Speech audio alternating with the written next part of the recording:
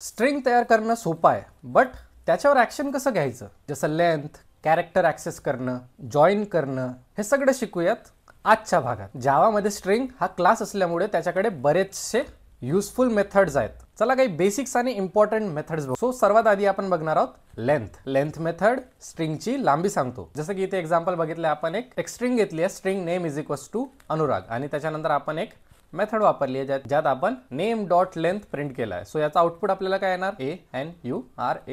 ANURAG म्हणजे 6. Second आहे crate, आणि त्यानंतर आपल्या ब्रॅकेटमध्ये कॅरेक्टरचा इंडेक्स द्यावा लागतो. सो इथे दिलेल्या इंडेक्स वरचा कॅरेक्टर कोणता आहे हे आयडेंटिफाय करतं कॅरेट मेथड. जसं की इथे आपण कॅर ॲट 0th इंडेक्सवर बघूयात. सो प्रिंट काय होणार आहे, A. थर्ड आहे कॉनकॅट, ही मेथड दोन स्ट्रिंगला जोडते. सो इथे जसं की आपण एक्झाम्पल मध्ये बघू शकतो, string full is equals to name dot concat, आणि काय कॉनकॅट करायचं आपल्याला, माझं surname that is Meshram. So इथे system dot out dot print LN, त्याच्यानंतर आपण प्रिंट केलाय फुल. सो इथे आपल्याला आउटपुट मिळणार आहे अनुराग मेश्राम. फोर्थ आहे टू अप्पर केस आणि टू लोअर केस. याचं काम असतं सर्व कॅरेक्टर्स अप्पर केस किंवा लोअर केस मध्ये बदलणे. सो आपण सेम एक्झाम्पल मध्ये अप्पर केस वापरूया. System dot out dot print LN name dot to upper case, आणि आपल्याला रिझल्ट मिळणार आहे सगळं अप्पर केस मध्ये.